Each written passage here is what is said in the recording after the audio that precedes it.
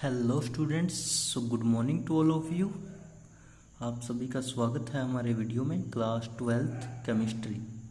सो बच्चे, last time आप लोगों ने देखा था, हमने इलेक्ट्रोकेमिकल सेल और गिव्स फ्री एनर्जी की बेसिक टर्म पढ़ी थी कि उनमें क्या होता है, कैसे एनर्जी होती है, क्या इक्विलिब्रियम कांस्टेंट होता है और उसको निकालने का क्या फॉर्मूला है।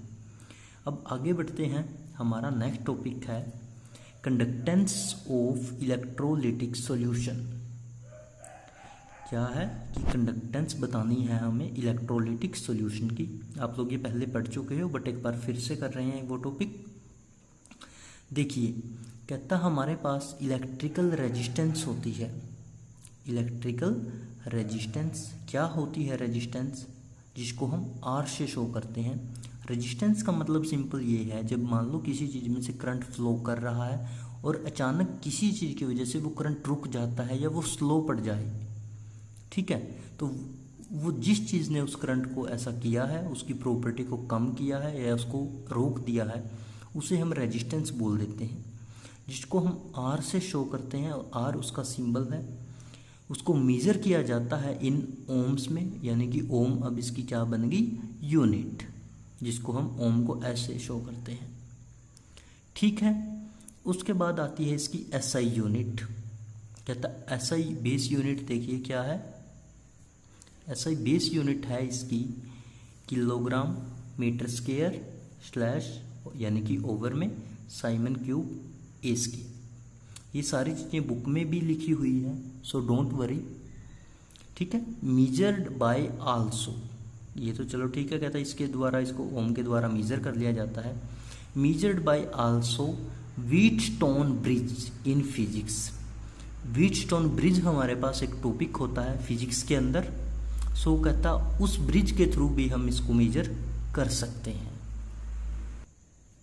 अब देखिए आगे बच्चे, आगे ये लिखता है कि आर है जो इन्वर्सली प्रोपोर्शनल है 1/a की, यानी कि जो रेजिस्टेंस है वो इन्वर्सली प्रोपोर्शनल होती है एरिया के।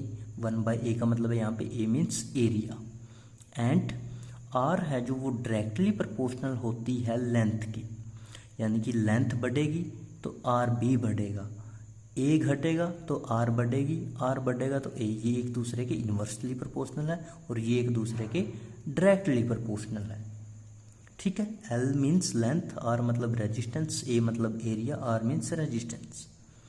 फिर दोनों को जब हम कंबाइन कर लेते हैं तो हम उसको ऐसे लिख देते हैं कि R इज इक्वल टू, या फिर आप लोग इसको ऐसे भी लिख लीजिए कि R डायरेक्टली प्रोपोर्शनल L/A, ठीक है, वही बात है। फिर हम डायरेक्टली प्रोपोर्शनल को हटाएंगे, यानी कि कांस्टेंट ऑफ प्रोपोर्शनलिटी वहाँ पे लगाएंगे, जिसे हम बोल देते हैं रहो, RHO। ये है हमारा रहो, जो हमारा कब आया है? कांस्टेंट ऑफ प्रोपोर्शनल के निशान को हटा के, जिसे हम बोलते हैं इस पर्टिकुलर को, रहो को, इसकी मतलब होता है कांस्टेंट ऑफ प्रोपोर्शनलिटी, ठीक है, रहो बोल देते हैं, या फिर इसको रेजिस्टिविटी भी कह देते हैं, ठीक है, रेजिस्टिविटी। वैसे इसका नाम है जो स्पेसिफिक रेजिस्टेंस भी है, बट क्या हुआ, स्पेसिफिक रेजिस्टेंस जो टर्म थी उसको छोड़ के रेजिस्टिविटी ही बोलने लग गए इसको, ठीक है।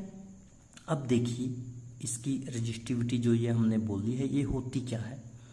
रेजिस्टिविटी की डेफिनेशन देखिए, कहता is the resistance of a substance when it is 1 meter long and across area of cross section is 1 meter square। कहते हैं रेजिस्टिविटी क्या होती है? रेजिस्टिविटी कहता है एक वो रेजिस्टेंस है उस सब्सटेंस की जो 1 मीटर लंबा होगा और जिसका area of cross section 1 metre square होगा, यानी कि जिसका एरिया ए की वैल्यू है जो 1 मीटर स्क्वायर है, एल की वैल्यू कहता 1 मीटर लॉन्ग है, तब उस सब्सटेंस में जितनी रेजिस्टेंस होगी वो इक्वल होगी उसकी रेजिस्टिविटी की। क्लियर? यहाँ पे कोई डाउट किसी को? उसके बाद देखिए आगे कहता है कि जो 1 ओम मीटर है, 1 ओम है ये मीटर, किसके इक्वल है? कहता है ये 100 ओम सेंटीमीटर की, ठीक है। या फिर कहता है इसको और कैसे लिख सकते हैं? 1 ohm centimetre is equal to 0.01 ohm metre, ठीक है, यहाँ तक उसके बाद देखिए, उसके बाद है हमारे पास टर्म कंडक्टेंस। सारे ही नोन हो आप लोग इन टर्म्स से, बेसिक सी टर्म होती है ये कंडक्टेंस। कहता अब कंडक्टेंस क्या होती है? कंडक्टेंस होती है इनवर्स ऑफ रेजिस्टेंस। रेजिस्टेंस अभी आप लोगों ने देखा आर था, उसका जो इनवर्स होगा दैट इज कंडक्टेंस। कंडक्टेंस को हमने यहाँ पे जी से शो किया है। जी किसके इक्वल है? कहता 1/r की। यही हमने इसकी डेफिनेशन में बताया, तभी छोटी लिखी है कि इनवर्स ऑफ रेजिस्टेंस। तो इनवर्स का मतलब 1/r किसके इक्वल आ गया? जी के। ठीक है, अब क्या करते हैं, ये r देखिए यहाँ पे, ये है 1/r और ये है मेरे पास r की वैल्यू। r इज इक्वल टू क्या है? रेजिस्टिविटी L और A।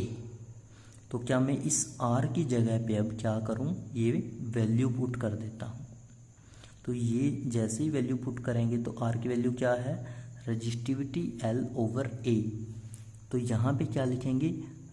Resistivity L over A, और वो जो A होगा वो कहाँ चले जाएगा? ऊपर। तो क्या बन गया ये? A बाय रेजिस्टिविटी यानी कि रहो और L।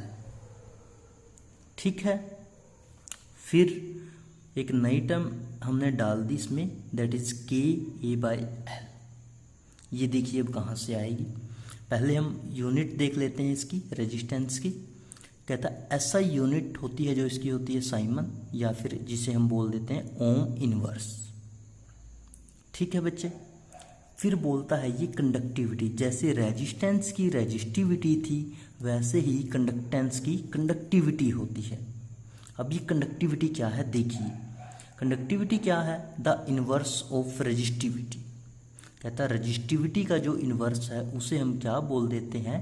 कंडक्टिविटी बोल देते हैं, जिसे हम लिखते हैं के का मतलब होता है कप्पा। अब यहाँ पे बच्चे क्या आना चाहिए था? यहाँ पे था 1/ρ यानी कि 1 रेजिस्टिविटी। और अभी हमने बोला कि इनवर्स ऑफ रेजिस्टिविटी क्या है? कंडक्टिविटी। और कंडक्टिविटी को किससे शो किया? के से, यानी कि कप्पा से। सो डायरेक्ट मैंने क्या लिख दिया? के ए बाय एल। सिंपल ये समझो, रेजिस्टेंस की रेजिस्टिविटी होती है, कंडक्टेंस की कंडक्टिविटी होती है।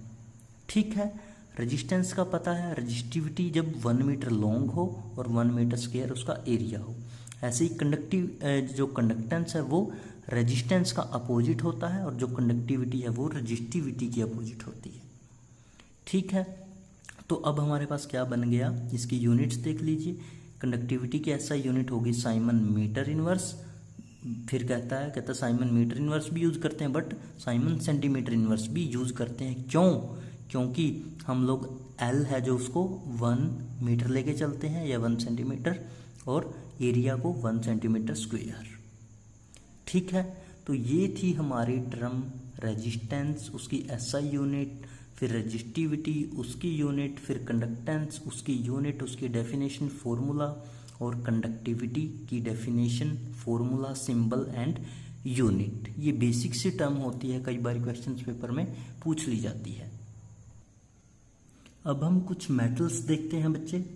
मेटल्स के अंदर भी कौन से? कंडक्टर देखेंगे स्पेशली। कंडक्टर यानी कि जो कंडक्टेंस होती है जिनमें से इलेक्ट्रिसिटी पास आउट हो जाती है। तो उन कंडक्टर की हम कंडक्टिविटी देखते हैं कि कितनी होती है। सबसे पहले हमारे पास एग्जाम्पल है सोडियम का। सोडियम एक मेटल होती है जो कि कंडक्टर की तरह काम करेगी, और जिसकी कंडक्टिविटी होगी 2.1 × 10⁻³ फिर लेंगे कॉपर। कॉपर की होगी 5.9 × 10⁻³। फिर सिल्वर 6.2 × 10⁻³। गोल्ड 4.5 × 10⁻³ और आयरन 1.0 × 10⁻³। ये थे हमारे कंडक्टर और ये थी इनकी कंडक्टिविटी। याद कर लीजिए, sodium, copper, silver, gold, iron. Sodium, copper, silver, gold, iron. So आज इस लेक्चर में हमने कंडक्टेंस, कंडक्टिविटी, रेजिस्टेंस, रेजिस्टिविटी, सबकी यूनिट, सबकी डेफिनेशन, सबके फॉर्मूले और 4 कंडक्टर मेटल और उनकी कंडक्टिविटी की वैल्यू। ठीक है बच्चे, यहाँ तक कल हम इस टॉपिक को आगे बढ़ाएंगे, जहाँ पे हमारे पास कंडक्टर की जगह पे क्या आएंगे, इंसुलेटर और फिर सेमीकंडक्टर। ठीक है, फिर उनकी कंडीशंस आएंगी और फिर आगे। Thank you so much.